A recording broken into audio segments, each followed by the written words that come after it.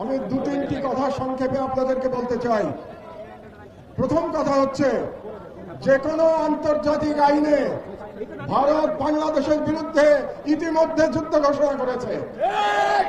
কারণ হচ্ছে, আন্তর্জাতিক আইনে বলে আপনি যখন আপনার দেশে সন্ত্রাসীদের আশ্রয় দিয়ে তাদের মাধ্যমে অন্য কোন দেশের অভ্যন্তরে বিশৃঙ্খলা এবং সন্ত্রাসী কর্মকাণ্ড করবেন, তার অর্থ হচ্ছে আপনি সেই দেশের বিরুদ্ধে যুদ্ধ ঘোষণা করেছেন।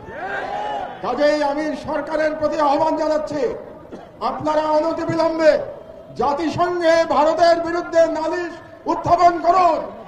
ভারত বাংলাদেশের বিরুদ্ধে অঘোষিত যুদ্ধ ঘোষণা করেছে এবং এর বিরুদ্ধে জাতিসংঘের সাধারণ পরিষদ এবং সিকিউরিটি কাউন্সিলে আমাদের অনতিবিলম্বে যেতে হবে। 2 নম্বর, রাজনৈতিক দলগুলোর উদ্দেশ্যে আমি বলতে চাই, অনেক রাজনৈতিক নেতা বলে থাকেন যে ভারতের সাথে বন্ধুত্ব করা ছাড়া নাকি ক্ষমতায় যাওয়া যায় না, কিংবা ক্ষমতায় গেলেও টিকে থাকা যায় না। ভারতের সাথে বন্ধুত্ব করে যদি ক্ষমতায় টিকে থাকা যেত, তাহলে শেখ হাসিনাকে পালিয়ে ভারতে আশ্রয় নিতে হতো না।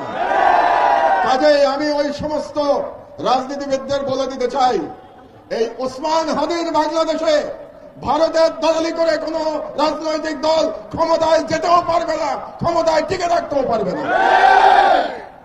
3 নম্বর, আমি ভারত সরকারের প্রতি আহ্বান জানাচ্ছি, আগামী 25শে ডিসেম্বরের মধ্যে আপনারা খুনি মৃত্যুদণ্ডপ্রাপ্ত শেখ হাসিনা এবং আসাদুজ্জামান খান কামাল এবং হাদির হত্যাকারী, হাদির উপরে আততায়ী যারা ছিল, তারা যদি ভারতে আশ্রয় নিয়ে থাকে, তাদেরকে 25শে ডিসেম্বরের মধ্যে আপনারা হস্তান্তর করুন, প্রত্যর্পণ করুন।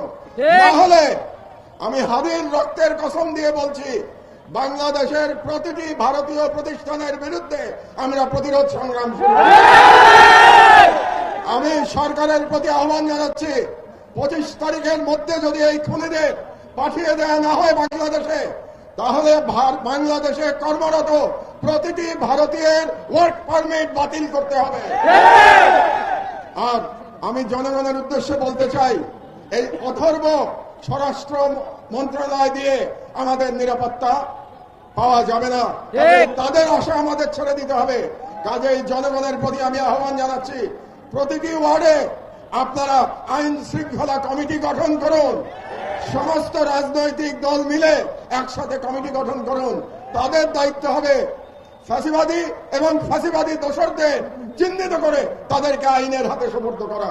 এই দায়িত্ব জনগণকেই নিতে হবে। এই